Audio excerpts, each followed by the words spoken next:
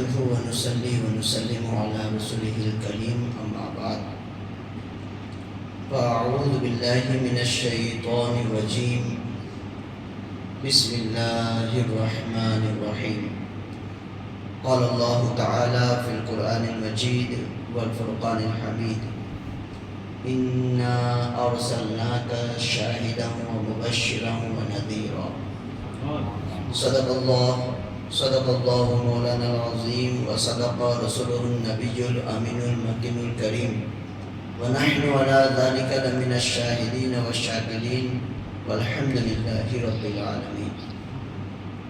معزز سامعین کرام، الحمدللہ ہمارے اس رحمت پارک کی مسجد گلشن غریب نواز میں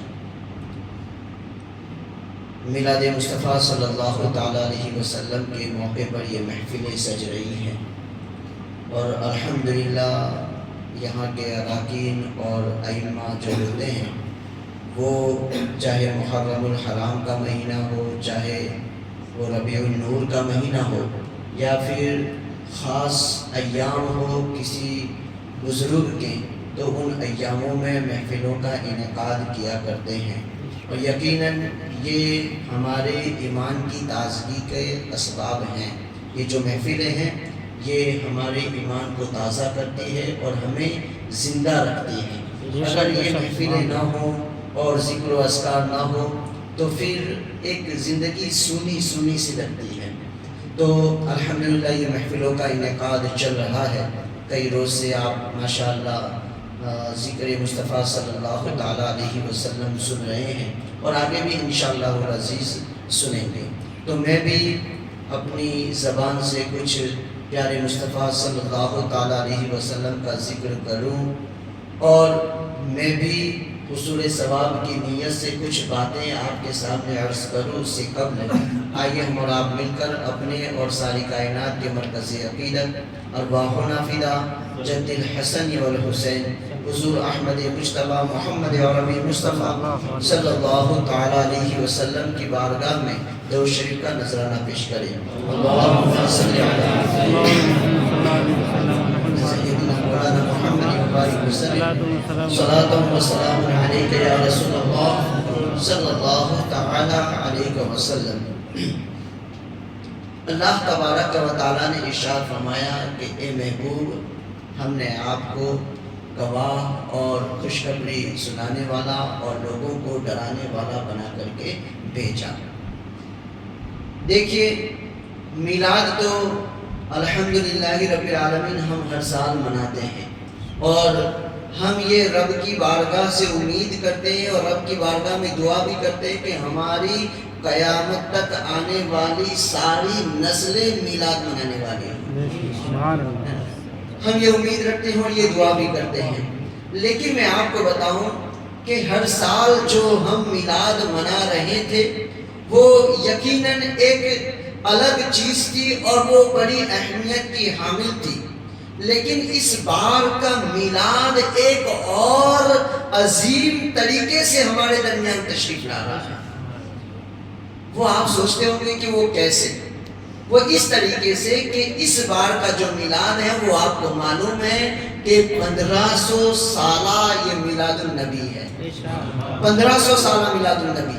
تو جب 1400 سالہ عید میلاد النبی تھی تب ہم موجود نہیں تھے، اب جب 1600 سالہ عید میلاد النبی ہوگی تب بھی ہم موجود نہیں ہوں گے، لیکن اللہ کا کرم ہے کہ پروردگار عالم نے ہم کو یہ 1500 سالہ عید میلاد النبی یہ ہماری زندگی میں عطا فرمائی۔ یہ اللہ کا کرم ہے یقیناً۔ اب جیسا کہ کچھ دنوں پہلے کسی کا سوال ہم پر آیا تھا، کسی نے پوچھا کہ یہ 1500 سالہ عید میلاد النبی یہ کیسے ہے؟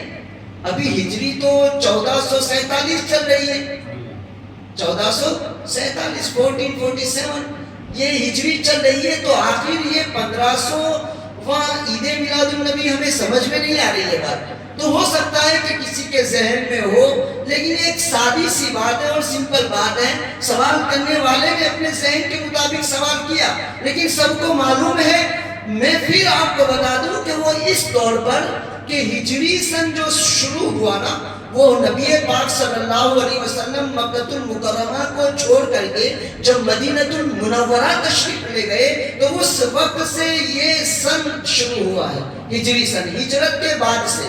تو ہجرت جب آپ صلی اللہ علیہ وسلم نے مکہ المکرمہ سے مدینہ المنورہ میں کی تو اس وقت سے لے کر کے آج تک 1447 سال ہو گئے، ہے نا۔ اور آپ سب کو معلوم ہونا چاہیے کیونکہ یہ تو ہماری ہسٹری ہے اور پیارے آقا صلی اللہ علیہ وسلم کی زندگی کے تعلق سے ہمیں معلومات ہونی چاہیے، جبکہ ہمیں اور فلمی ڈراموں کی کہانیاں اور اس کے علاوہ بہت ساری چیزیں ہمیں معلوم ہیں۔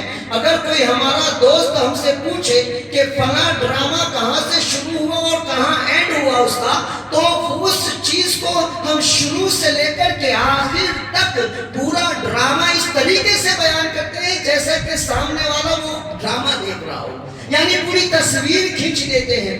لیکن اسی ہم اپنے مسلمان بھائی سے کہیں کہ ہمارے نبی کی زندگی کو پیدائش سے لے کر کے وصال تک کی زندگی بیان کریں تو وہ ہمارا نوجوان اس پیارے آقا صلی اللہ علیہ وسلم کی ہسٹری کو بیان کرنے سے قاصر رہ جائے گا، وہ بیان نہیں کر پائے گا۔ اسے یہ معلوم نہیں ہوگا کہ آپ صلی اللہ تعالیٰ علیہ وسلم نے پہلا نکاح کس سال میں کیا، آپ کی عمر کتنی تھی، اسے یہ معلوم نہیں ہوگا کہ کس عورت سے پہلا نکاح کیا، اس کو یہ معلوم نہیں ہوگا کہ جن عورتوں سے آپ صلی اللہ علیہ وسلم نے نکاح کیا ان عورتوں کے نام کیا تھے۔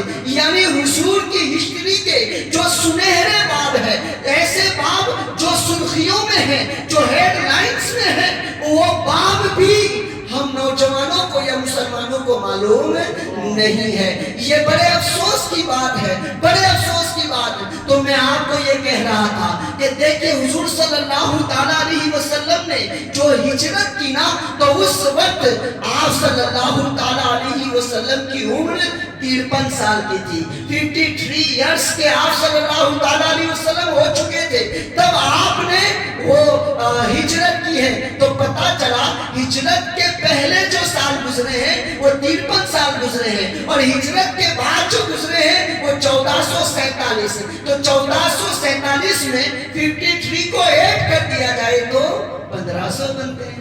بات سمجھ میں آ گئی نا؟ کیونکہ یہ بات تو ولادت کی ہے نا، ہجری کی عید نہیں منائی جا رہی ہے، ولادت کی عید منائی جا رہی ہے۔ تو جب ولادت کی عید ہے تو پھر ولادت سے لے کر کے آج تک پیارے آقا صلی اللہ تعالیٰ علیہ وسلم کو 1500 سال ہوئے، اس بات کو لے کر کے 1500واں عید میلاد النبی کہا جاتا ہے۔ بات میری سمجھ میں آ گئی ہوگی۔ دیکھیے عید میلاد النبی، الحمدللہ ہم اپنے گھروں کو سجاتے ہیں، ہم مزارات کو سجاتے ہیں، الحمدللہ گلیوں کوچوں کے اندر علم لگاتے ہیں اور سجاتے ہیں، اور ہم مساجد کو خوب اچھے طریقے سے روشن کرتے ہیں۔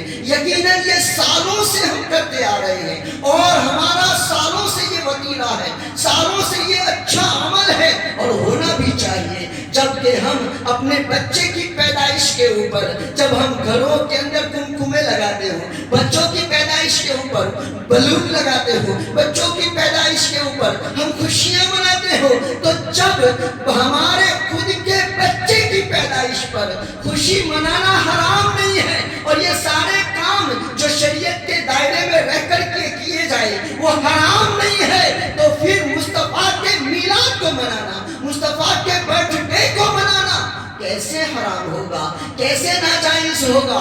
تو معزز سامعین کرام، یہ 1500 سالہ عید میلاد النبی ہم یقیناً جو کام پہلے کرتے تھے وہ کام اب بھی کریں گے۔ گھروں کو سجانا، گلیوں کو سجانا، یا پھر اپنے گھر کے اوپر جھنڈے لگانا، مساجد کو روشن کرنا، وہ سارے کام کریں گے۔ لیکن اس 1500 سالہ عید میلاد النبی جو کہ ہماری زندگی میں آیا ہے، اللہ اکبر، ہم اس کو اس طریقے سے بھی منا سکتے ہیں، ہم اسے ایک الگ انداز سے منا سکتے ہیں۔ ہم اپنی زندگی کے اندر اس عید میلاد النبی کو ہم انقلاب کے طور پر لا سکتے ہیں، ہم اپنی زندگی کو چینج کر سکتے ہیں، ہم اپنے رہنے سہنے کو تبدیل کر سکتے ہیں، وہ اس طریقے سے کہ اگر ہم روزانہ قرآن مجید کی تلاوت نہیں کرتے تو ہمیں رسول کی بارگاہ میں یہ عہد کرنا ہے، یہ وعدہ کرنا ہے، یا رسول اللہ آپ تو حاضر و ناظر ہیں، یا رسول اللہ آپ دیکھ رہے ہیں، میں یہاں رہ کر کے آپ سے وعدہ کر رہا ہوں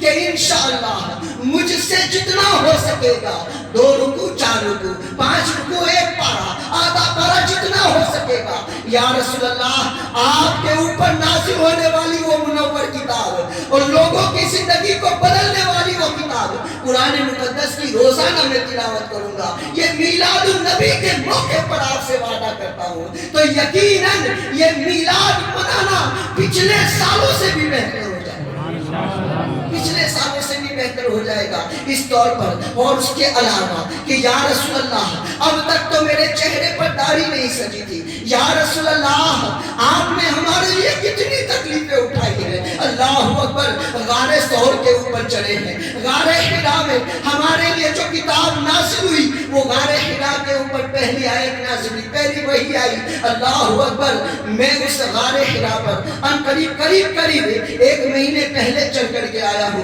الحمدللہ۔ لیکن میں آپ کو بتاؤں عصر کے بعد سے سفر شروع کیا تھا، جب میں اترا تھا تو رات کے 12:30 بج چکے تھے اور چڑھتے ہوئے کئی جگہ پر بیٹھنا پڑا، کئی بوتل پانی پی چکے۔ میں آپ کو یہ کہنا چاہتا ہوں کہ آج کے دور میں سیڑھی بن چکی ہے، آج کے دور میں اچھا راستہ ہو چکا ہے، اس کے باوجود ہمیں چڑھتے ہوئے اتنی تکلیف ہوئی۔ پیارے مصطفیٰ نے اس مسافت کو کیسے طے کیا ہوگا، اور غار ثور کی مسافت تو اس سے بھی بلندر ہے، اور غار ثور کا راستہ تو اس سے بھی زیادہ کٹھن ہے۔ اس پر حضرت ابوبکر صدیق رضی اللہ تعالیٰ عنہ اور پیارے آقا صلی اللہ علیہ وسلم کس طریقے سے گئے ہوں گے، اللہ اکبر۔ ہم جب دیکھتے ہیں اور مکے کی گرمی کو، عرب کی گرمی کو، اللہ اکبر، جبکہ آج کی اس گرمی کو ہمارے لیے برداشت کرنا بڑا مشکل ہو جاتا ہے، لیکن یقیناً یہ گرمی، یقیناً ہمارا دل چاہتا ہے کہ بار بار ایسی گرمی کو کھائے، کیونکہ وہ مکے کی گرمی ہے، وہ مدینے کی گرمی ہے۔ تو میں آپ سے یہ کہنا چاہتا ہوں کہ اس وقت جبکہ پنکھے وغیرہ کا کوئی اہتمام بھی نہیں تھا، اور سفر جو ہم آج اے سی بس میں کرتے ہیں اس وقت تو ایسا نہیں تھا۔ ان تپتی ہوئی صحراؤں کے اندر پیارے مصطفیٰ نے کس طریقے سے سفر کیا ہوگا، ہجرت کی وہ مسافت کیسے طے کی ہوگی، تقریباً 450 کلومیٹر کے آس پاس کا سفر ہے، وہ آپ صلی اللہ تعالیٰ علیہ وسلم نے مکے سے مدینے کا کیسے طے کیا ہوگا۔ میں آپ کو یہ بتانا چاہتا ہوں کہ آقا کریم صلی اللہ تعالیٰ علیہ وسلم نے ہمارے لیے اور ہم تک دین کو پہنچانے کے لیے کئی تکلیفیں اٹھائی ہے اور کئی صعوبتوں کا سامنا کیا ہے، تب یہ دین اسلام کا مکمل چہرہ اور حسین چہرہ مجھے اور آپ کو میسر آیا ہے، تب یہ دین اسلام ہمیں ملا ہے۔ اللہ اکبر۔ تو آج کا جو میلاد آنے والا ہے، اس میلاد کے موقع کے اوپر ہم عہد کریں، یا رسول اللہ آپ نے کئی تکلیفیں اٹھائی، اب ہم یہ وعدہ کرتے ہیں یا رسول اللہ ہمارے چہروں کے اوپر داڑھیاں سج جائے گی، یا رسول اللہ ہم سنت کے مطابق داڑھیاں رکھنے لگ جائیں گے۔ تو میں یہ بس انحصار کے ساتھ، اختصار کے ساتھ میں آپ کو یہ کہنا چاہتا ہوں کہ اس بار کا میلاد اسے ایک تاریخی میلاد منائے، اسے ایک زندگی میں انقلاب لانے والا میلاد منائے، ایسا میلاد کہ اس سے پہلے والے سالوں میں اور اس کے بعد والے سالوں میں کچھ نہ کچھ چینجنگ ہونی چاہیے، کچھ نہ کچھ تبدیلی ہماری زندگی کے اندر ہونی چاہیے۔ تو انشاءاللہ العزیز یقیناً یہ ہمارے لیے اور بھی بہتر بن جائے گا، اور بھی برکتوں کا باعث بن جائے گا۔ دیکھیے میں آپ کو بتاؤں، ہمارے ایک دوسرے کے حقوق ہوا کرتے ہیں، بھائی ہیں، بھائی بھائی کے حقوق ہیں، بھائی بہن کے حقوق ہیں، بھائی کے اوپر کچھ بہن کی ذمہ داریاں ہیں، بہن کے اوپر کچھ بھائی کی ذمہ داریاں ہیں، بھائی بھائی کے ایک دوسرے کے اوپر ذمہ داریاں ہیں، ماں باپ کی بیٹوں کے اوپر ذمہ داریاں ہیں، بیٹوں کی ماں باپ کے اوپر ذمہ داریاں ہیں. اگر پڑوسی ہے تو ایک دوسرے کے حقوق ہے نا. اگر دوست ہے تو ایک دوسرے کے حقوق ہے. الغرض میں آپ کو یہ کہنا چاہتا ہوں کہ دنیا کے اندر جتنے بھی رشتے ہیں، چاہے ماں باپ کا رشتہ ہو، بھائی بہن کا رشتہ ہو، بھائی بھائی کا رشتہ ہو، پڑوسیوں کا رشتہ ہو، چاہے وہ دوستوں کا رشتہ ہو، جتنے بھی رشتے ہیں وہ ایک مقام پر، وہ ایک جگہ پر، اور امتی کا نبی سے جو رشتہ ہے وہ ایک جگہ پر، وہ ایک جگہ پر.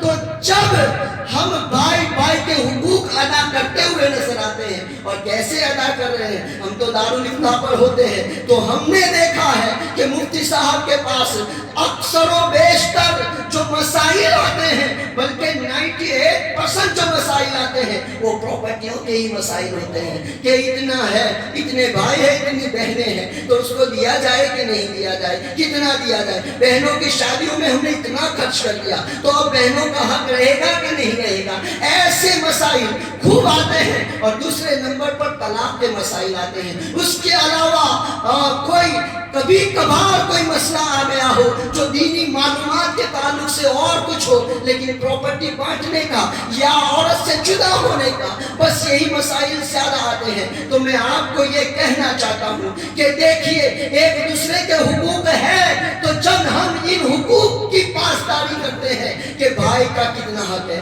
بہن کا کتنا حق ہے، اور اگر ہم دوستوں کے ساتھ ہیں تو ہم دوستی نبھاتے ہوئے نظر آتے ہیں کہ ارے میرے دوست کو تکلیف پڑی ہے، رات کو 2 بجے کال آیا، کیا کام ہے، فلاں کام ہے، رکو میں بھی آتا ہوں تمہارے ساتھ، میں ہاسپٹل آؤں گا، تمہارے ساتھ میں فلاں جگہ پر آؤں گا. تو دوست کو ضرورت پڑ جاتی ہے تو الحمدللہ ہم دوستی کا حق ادا کرتے ہوئے نظر آتے ہیں. تو میں یہ کہنا چاہتا ہوں کہ جب ہم دوستی کا حق ادا کر رہے ہیں، ماں باپ کے حق ادا کرنے کی کوشش کر رہے ہیں، بھائی بہن کے حق ادا کرنے کی کوشش کر رہے ہیں، تو ان سارے رشتوں پر سب سے بڑا جو رشتہ ہے وہ امتی کا نبی سے رشتہ ہے. نبی اور امتی کا رشتہ ہے. مجھے بتاؤ، نبی اور امتی کے رشتے کو اور اس کے اوپر جو حقوق ہیں، نبی نے تو اپنے حقوق ادا کر دیے، لیکن امتیوں کے اوپر جو حقوق ہے، کیا ان حقوقوں کے اوپر ہم عمل کر رہے ہیں کہ نہیں کر رہے ہیں؟ ان حقوقوں کی طرف ہماری نظر ہے کہ نہیں ہے؟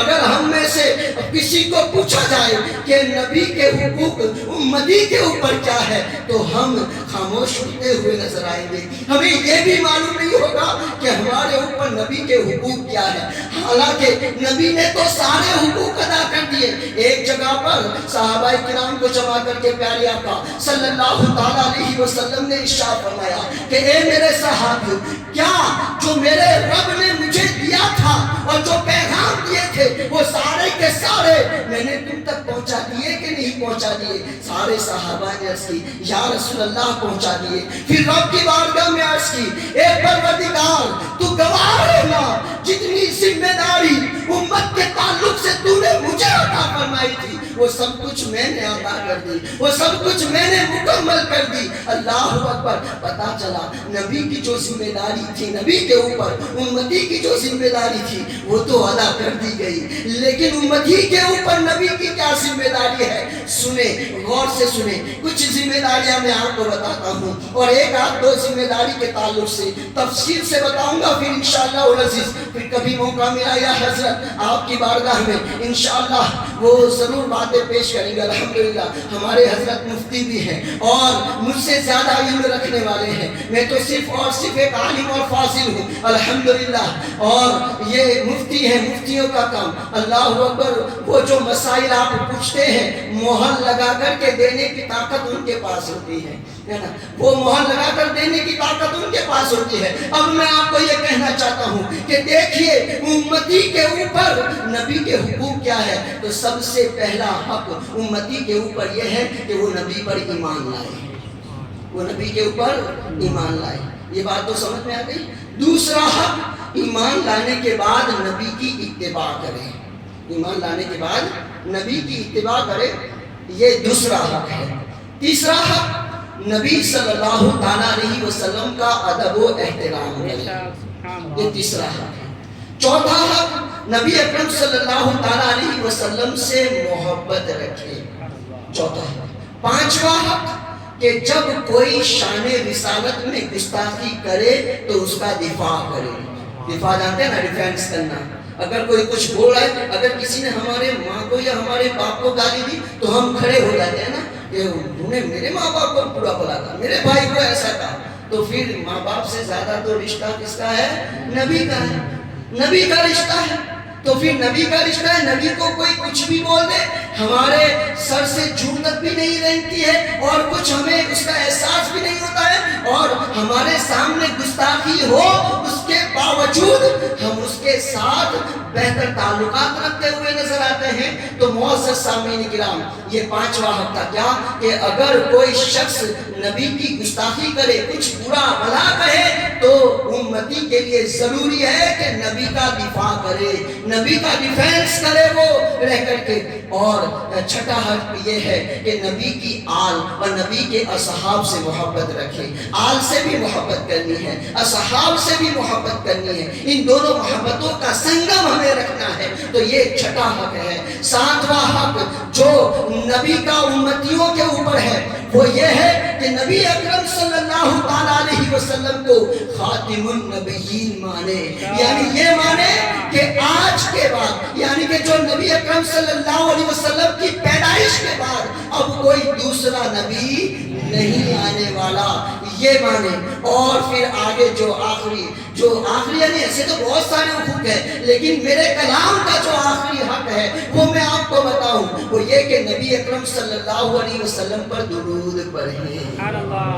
تو یہ سارے حق میں نے آپ کو بتائے. ایک تو نبی اکرم صلی اللہ علیہ وسلم پر ایمان لانا، دوسرا اتباع کرنا، تیسرا ادب و احترام کرنا، چوتھا وہ نبی اکرم صلی اللہ علیہ وسلم سے محبت رکھنا، پانچواں اگر کوئی شان رسالت میں گستاخی کرے تو اس کا دفاع کرنا، اور چھٹا آل سے اور اصحاب سے محبت رکھنا، ساتواں اور نبی اکرم صلی اللہ تعالیٰ علیہ وسلم کو خاتم النبیین ماننا، اور آٹھواں نبی اکرم صلی اللہ علیہ وسلم پر درود پڑھنا. یہ پھر سے دوبارہ میں نے آپ کو کہہ دیا تاکہ ہمیں یاد رہے.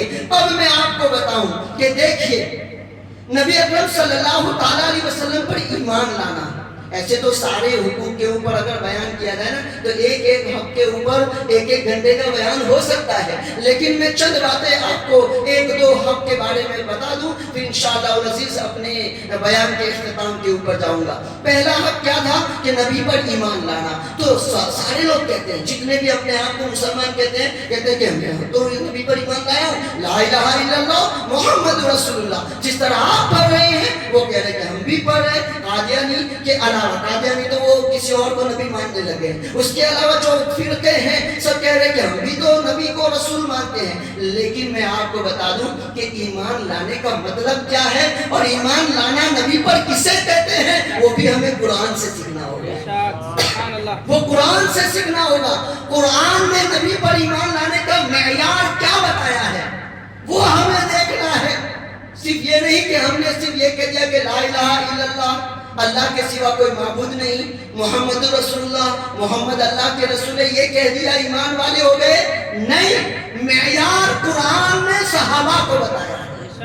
معیار قرآن نے صحابہ کو بتایا ہے کہ کما آمن الناس، جیسے صحابہ ایمان لائے ایسے نبی پر ایمان لاؤ. کیسے ایمان لاؤ؟ جیسے صحابہ ایمان لائے. پتہ چلا کہ جس کا ایمان صحابہ جیسا ہے تو وہ مومن ہے، جس کا ایمان صحابہ جیسا نہیں ہے تو چاہے وہ لا الہ الا اللہ محمد رسول اللہ کہے لیکن مومن نہیں ہے، وہ مومن نہیں ہے. معیار صحابہ ہے. تو معزز سامعین کرام، آخر صحابہ کیسے ایمان لائے؟ اور قرآن مقدس میں ہے یا ایھا الذین آمنوا آمنوا باللہ ورسولہ، کہ اے ایمان والو ایمان لاؤ. ایمان والوں کو کہا تھا کہ اے ایمان والو ایمان لاؤ اللہ اور اس کے رسول کے اوپر. کیسا ایمان؟ صحابہ جیسا ایمان. اب صحابہ جیسا ایمان ہم ڈھونڈے کہ دیکھیے ہمارا ایمان صحابہ جیسا ہے یا نہیں، ہم ترازو میں تولے. یہ اس کا مطلب یہ نہیں عشق تو جو صحابہ نے کیا وہ تو ہمیں کیا معلوم وہ حاصل ہے، بلکہ میں تو یہ کہتا ہوں کہ ایسا عشق تو ہم کوشش کر سکتے ہیں لیکن ایسا عشق ہمارے دل و دماغ کے اندر آ نہیں سکتا. کوشش ضرور کر سکتے ہیں لیکن ایمان کی بات چلے کہ ان کے عقائد کیا تھے،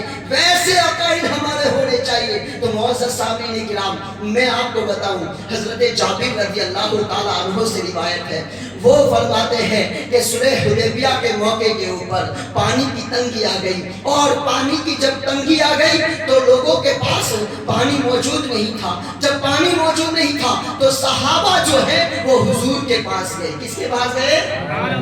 حضور کے پاس گئے۔ اب مجھے بتاؤ کہ آپ کو پانی نہیں ملا، آپ کو نہیں ملا، سب کو نہیں ملا، تو پھر آپ میرے پاس نہیں آئیں گے بلکہ ڈھونڈنے جائیں گے کہ کہاں پانی ہے، ڈھونڈنے جائیں گے اور پھر رب سے عرض کریں گے کہ پروردگار عالم ہمیں پانی عطا فرما۔ لیکن وہ صحابہ تھے، صحابہ کو معلوم تھا کہ ہماری تکلیفوں کے، ساری تکلیفوں کے جو مداوا ہے وہ پیارے آقا صلی اللہ علیہ وسلم ہے۔ ہماری کوئی بھی تکلیف ہو، چاہے وہ دینی ضرورت ہو، چاہے وہ دنیاوی ضرورت ہو، چاہے وہ اخروی ضرورت ہو، مصطفیٰ ان ضرورتوں کو پورا کر سکتے ہیں۔ اور بے شمار روایتیں ہیں، دینی جو شرعی مسائل ہیں وہ ان کے لیے الگ اور ان کے لیے الگ، مصطفیٰ نے یہ فیصلے کیے ہیں۔ آج میں سب کے سب بیان نہیں کر سکتا۔ دنیاوی مسائل میں بھی پیارے آقا نے الگ الگ فیصلے کے اختیارات ہیں، اور اخروی جس کو چاہے جنت عطا فرما دی، جس کو چاہے جنت عطا فرما دی۔ تو معزز سامعین کرام، میں آپ کو بتا رہا ہوں، حضرت جابر رضی اللہ تعالی عنہ وہ صلح حدیبیہ کے موقع پر تھے۔ صلح حدیبیہ کے موقع پر پانی ختم ہوا، اللہ کے رسول صلی اللہ علیہ وسلم کی بارگاہ میں آئی، عرض کی یا رسول اللہ صلی اللہ علیہ وسلم پانی موجود نہیں ہے۔ تو دیکھیے آقا نے بھی نہیں فرمایا کہ تم شرک کیوں کر رہے ہو، میرے پاس کیوں آ رہے ہو، اللہ کی بارگاہ میں مانگو یا ڈھونڈو مل جائے گا۔ لیکن مصطفیٰ نے کہا اچھا ایسی بات ہے، تو پھر کہا یا رسول اللہ ہاں آپ کے پاس جو پیالہ موجود ہے اس پیالے میں جتنا پانی ہے اس سے زیادہ پانی نہیں ہے۔ تو آقا کریم صلی اللہ تعالیٰ علیہ وسلم نے اپنے دست مبارک کو اس پانی کے پیالے میں ڈالا، جیسے ہی ڈالنا تھا الحمدللہ ان انگلیوں سے پانی کے چشمے جاری ہو گئے، پانی کے چشمے جاری ہو گئے۔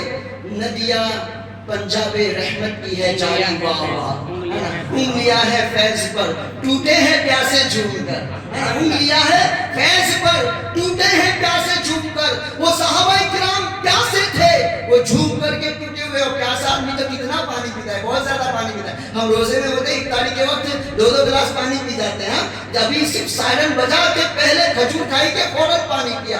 تو انگلیاں ہیں فیض پر ٹوٹے ہیں پیاسے جھوم کر، ندیاں پنجاب رحمت کی ہے جاری واہ۔ تو پنجاب رحمت یعنی کہ 5 انگلیاں جو ہے نا رحمت کی انگلیاں، ان سے 5 ندیاں جاری ہے۔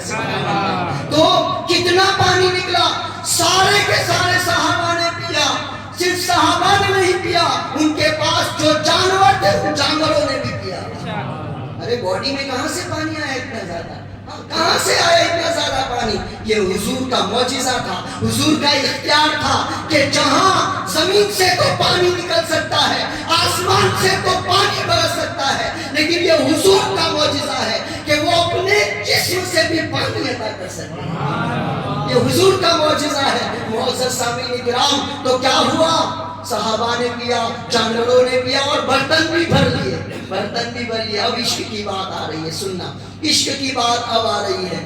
جب یہ سارا معاملہ ہو گیا، حضرت جابر بھی اور سارے صحابہ بھی پہنچے، جب جو لوگ اس وقت اس سفر کے اندر موجود نہیں تھے، تو پھر حضرت جابر نے لوگوں کو بتایا کہ ارے ایسا ہوا تھا کہ سفر کے دوران پانی ختم ہو گیا تھا، حضور اکرم صلی اللہ علیہ وسلم سے ہم نے دریافت کیا، تو اس طریقے سے سب نے پانی پیا، جانوروں نے پیا۔ تو سب لوگ سن کر کے وہ خوش ہو گئے، اور پھر خوشی کے مارے دوسرے صحابہ نے جابر سے پوچھا، کیا پوچھا کہ اے جابر کتنے لوگ تھے، اے جابر کتنے لوگ تھے، یعنی کتنے لوگوں نے پانی پیا؟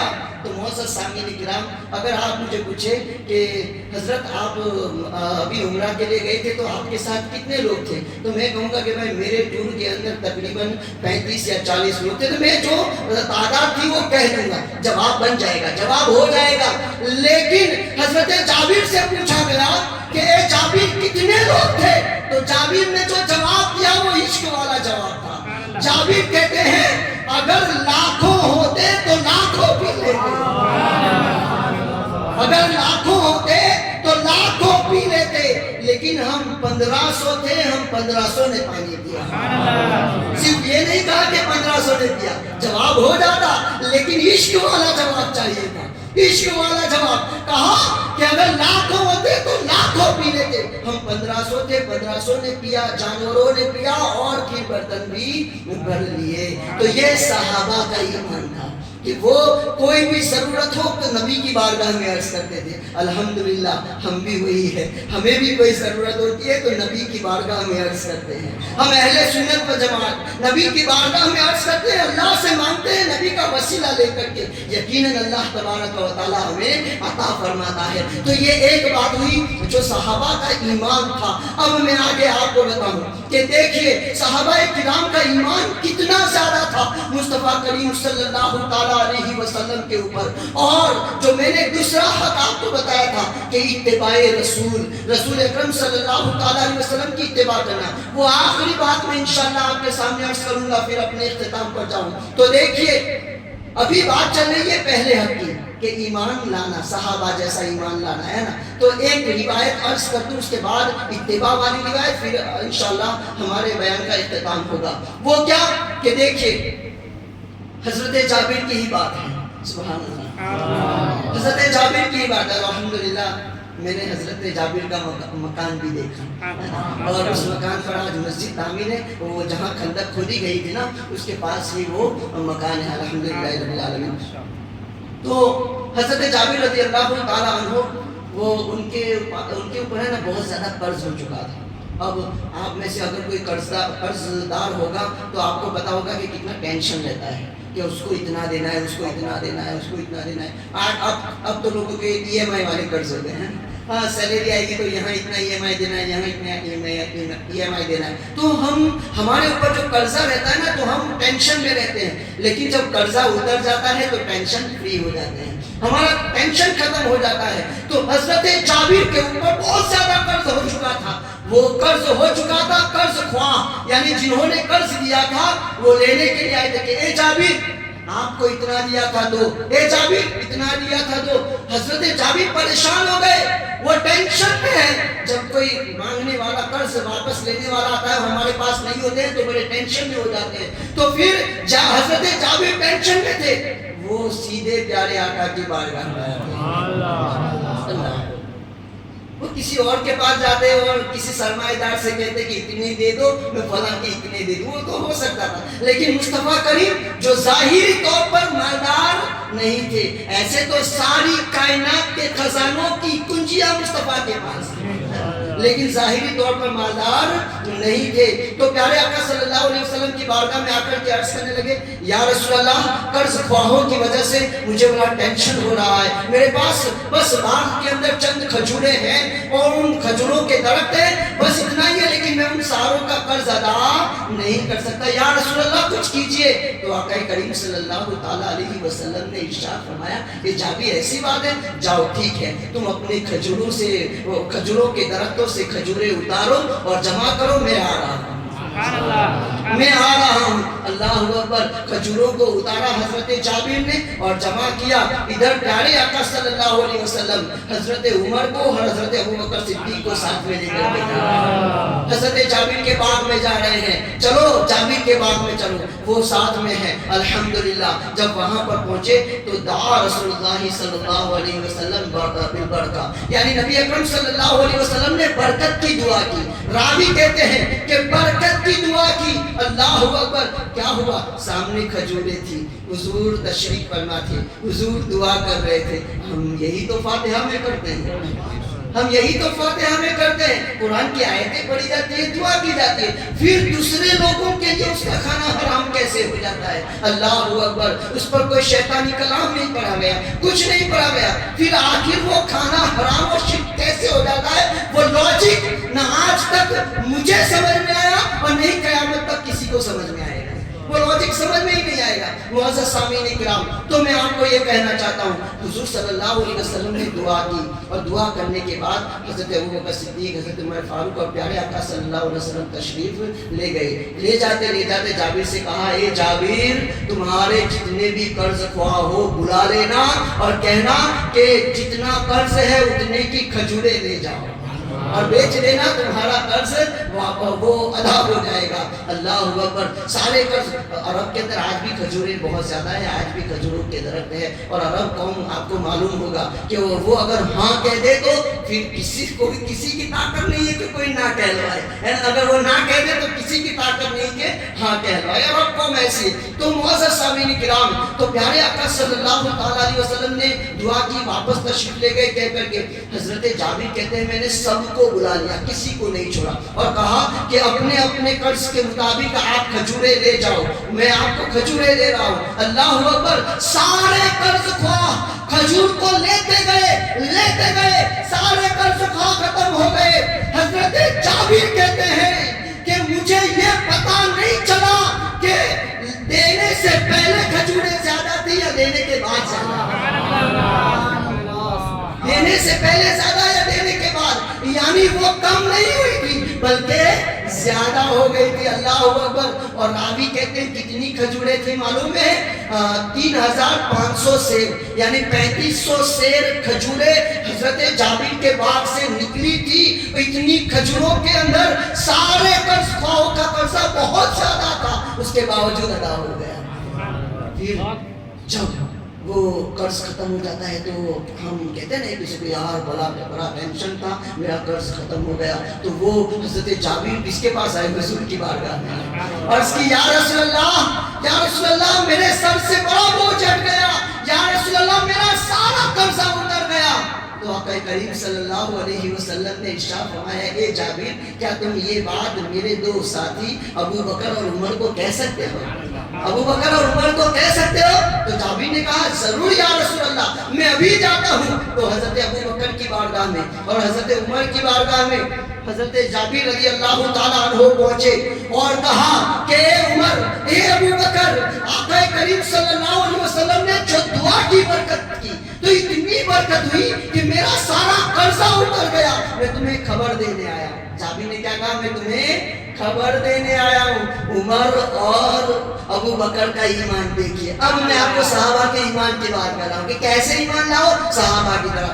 عمر اور ابو بکر کہتے ہیں اے جابر تم ابھی خبر دے رہے ہو، جس وقت حضور دعا کر رہے تھے اسی وقت ہمیں تو یقین ہو گیا تھا کہ جابر کا قرضہ اتر گیا۔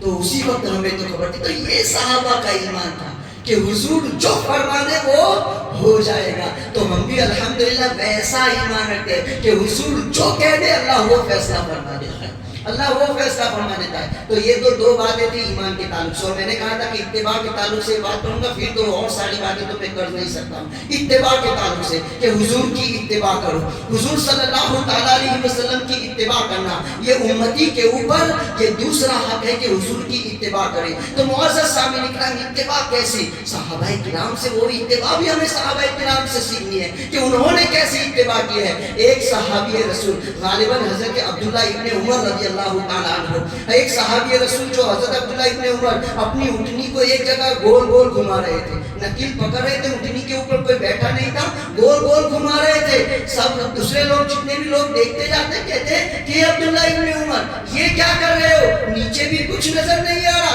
اونٹ کے اوپر بھی کوئی نہیں ہے، یہ گول گول کیوں گھما رہے ہو؟ تو عبداللہ ابن عمر نے کہا کہ تمہیں یا مجھے اس کی حکمت کچھ معلوم ہو کہ نہ ہو، بس میں نے نبی کو گھماتے ہوئے دیکھا تھا، ان کی اتباع کر رہا ہوں، میں بس ان کی اتباع کر رہا ہوں۔ اللہ اکبر۔ وہی حضرت عبداللہ ابن عمر جب نبی پاک صلی اللہ علیہ وسلم ایک سفر میں جا رہے تھے تو ایک درخت کے قریب سے گزرے تو وہاں پر آپ صلی اللہ علیہ وسلم کے امامے کا کپڑا لگ گیا تھا، ہے نا، امامے کا کپڑا اس درخت کی ٹہنی کے اوپر لگ گیا تھا۔ تو حضرت عبداللہ ابن عمر بھی جب اس راستے سے جاتے تو وہیں سے گزرتے تھے، اور وہ ٹہنی اگر اونچی ہوتی تو وہ اونچا ہو جاتے اور جان بوجھ کر کے اس کپڑے کو اس ٹہنی سے لگا کہ حضور کا کپڑا اس ٹہنی سے لگا تھا. اللہ اکبر. ایسی اتباع, کیسی اتباع. آخری بات کہ حضرت طلحہ جب ایمان لائے, حضرت طلحہ ایمان لائے, آج مجھے اور آپ کو ماں باپ سے کتنی زیادہ محبت ہے, بہت زیادہ محبت ہے. اور اسلام محبت کرنے کا حکم بھی دیتا ہے کہ ماں باپ سے محبت رکھنی ہے,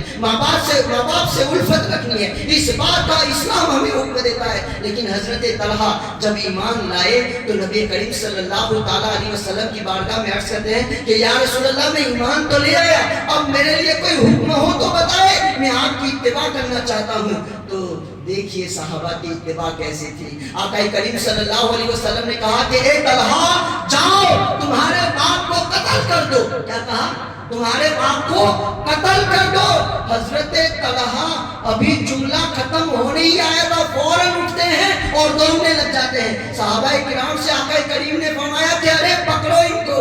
جب انہیں پکڑا گیا تو پھر طلحہ سے کہا کہ طلحہ میں نہیں چاہتا ہوں, وہ تو رحمت للعالمین تھے, میں نہیں چاہتا ہوں کہ تم اپنے باپ کو قتل کرو, لیکن میں تو دیکھ رہا تھا کہ میری اتباع میں تم کتنے آگے ہو, میری اتباع میں تم کتنے آگے ہو. تو وہ صحابہ کہ اگر حضور کا حکم ہو جائے کہ باپ کو قتل کر دو تو وہ باپ کو قتل کرنے کے لیے تیار ہو جاتے تھے. تو ہمیں تو باپ کو قتل کرنے کا حکم نہیں دیا گیا ہے, تو ہمیں تو نبی پاک صلی اللہ تعالیٰ علیہ وسلم کی سنتوں کے اوپر عمل کرنا ہے. حضور نے جو احکامات عطا کیے ہیں ان احکامات کے اوپر عمل کرنا ہے. انشاءاللہ العزیز اگر ہماری زندگی اس مطابق ہوئی تو 1500 سالہ عید میلاد النبی ہمارے لیے بہت زیادہ برکتوں کا باعث بن جائے گا. اللہ تبارک و تعالیٰ سے دعا ہے کہ پروردگار عالم مجھے اور